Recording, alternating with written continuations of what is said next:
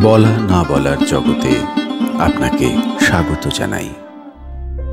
বাংলাদেশে ছাত্রদের এই কোটা বিরোধী আন্দোলন এবং তার পিছনের ষড়যন্ত্র। 1971 সালে বহু রক্ত এবং সংগ্রামের মধ্য দিয়ে দক্ষিণ পূর্ব এশিয়াতে যে রাষ্ট্রটির জন্মগ্রহণ হলো তার নাম বাংলাদেশ। কিন্তু বাংলাদেশের জন্মলগ্ন থেকে আজ পর্যন্ত বোধহয় কোনো একটি মাস গেল না যেখানে কোনো না কোনো সরকারি বা ধর্মীয় ইস্যুতে অত্যন্ত রক্তাক্ত এবং মারমুখী আন্দোলন আমরা দেখিনি। তা সে 71-এর শেখ মুজিবুর রহমানের আওয়ামী লীগের সরকার হোক বা পরবর্তীকালে জিয়াউর রহমানের সরকার বা এরশাদ সরকার, সেখান থেকে আজকের শেখ হাসিনার সরকার।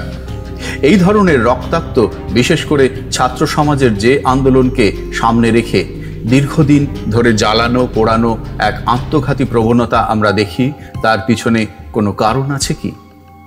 বর্তমানে সারা বাংলাদেশকে আলোড়িত করে রেখেছে যে কোটা বিরোধী আন্দোলন, তার পিছনেও কি কোনো শক্তি কাজ করছে?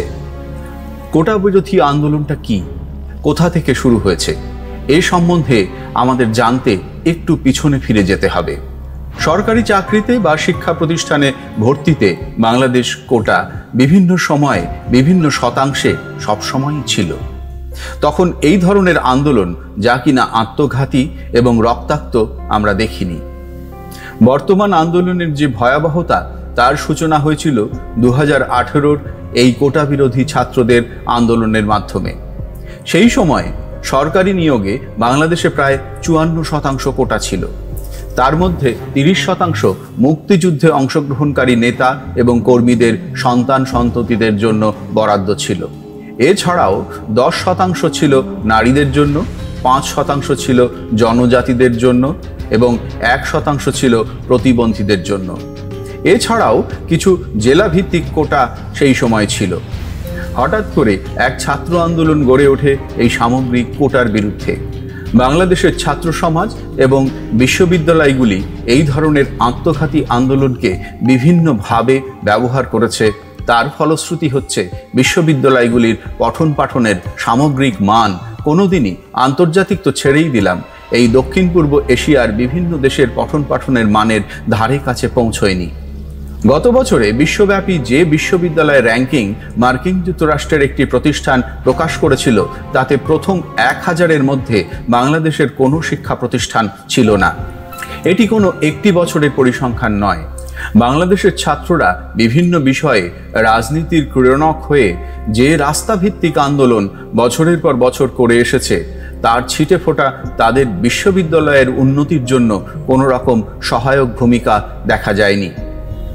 যে প্রসঙ্গ আমরা শুরু করেছিলাম, এই কোটা নিয়ে 2018 সালে সরকার বিরোধী আন্দোলন, তা তৎকালীন আওয়ামী লীগের সরকার এবং তার প্রধানমন্ত্রী শেখ হাসিনা আন্দোলনকে স্বীকৃতি দিয়ে প্রায় সব ধরনের কোটা তুলে দেন।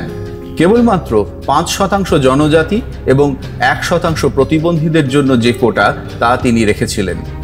পরবর্তীকালে বাংলাদেশের হাইকোর্ট একটি অন্য মামলায় এই নির্দেশকে অবৈধ ঘোষণা করে এবং সরকারি নির্দেশ বাতিল করে দেয়।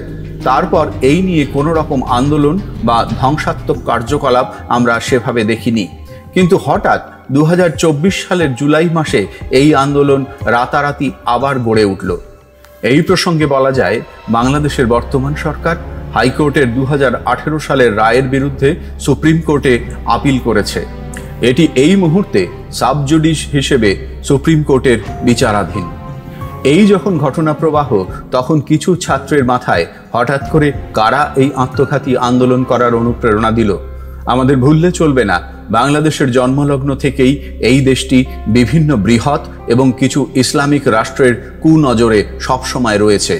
তার মধ্যে নাম করা যায় বিশ্বের বর্দা আমেরিকা যুক্তরাষ্ট্র, ভবিষ্যতের বর্দা হবার লক্ষ্য রাখা চীন, যে দেশ থেকে ভেঙে বাংলাদেশ তৈরি হয়েছে সেই পাকিস্তান, এবং আরও কিছু বৈরী মনোভাবাপন্ন রাষ্ট্র বাংলাদেশকে প্রতিনিয়ত উত্তক্ত করে যাচ্ছে। এবং বর্তমানে যে আওয়ামী লীগের সরকার ও তার প্রধান শেখ হাসিনাকে এই রাষ্ট্রগুলির অনেক শক্তিশালী নেতা এবং তাদের গোপন ক্ষমতাধররা সহ্য করতে পারেন না। যেন তেন প্রকারেণ এই সরকার এবং শেখ হাসিনার করুণ পরিণতি এদের কাছে এক গ্রহণযোগ্য বিষয়। তাই কোনো না কোনো ইস্যুতে দেশগুলি নিরন্তর কাজ করে যাচ্ছে। এই শক্তিগুলি সফল হবে কিনা তা ভবিষ্যতই বলবে।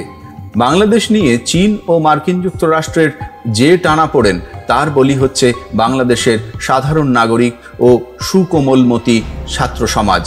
এর শেষ কোথায় তা হয়তো বলার সময় এখনো আসেনি, কিন্তু ভবিষ্যৎ বলবে বাংলাদেশ এই রক্তাক্ত আন্দোলনকে প্রশ্রয় দেবে নাকি এর পেছনের শক্তিগুলির যে নিরন্তর প্রচেষ্টা তাকে প্রতিহত করবার এক সর্বসম্মত কর্মসূচি এবং টেকসই উন্নয়নের জন্য চেষ্টা করবে। ভিডিওটি দেখার জন্য ধন্যবাদ। বলা না বলার জগতে এমন নানা কাহিনীর হদিশ থাকছে। অনুগ্রহ করে চ্যানেলটি শেয়ার, লাইক এবং সাবস্ক্রাইব করুন।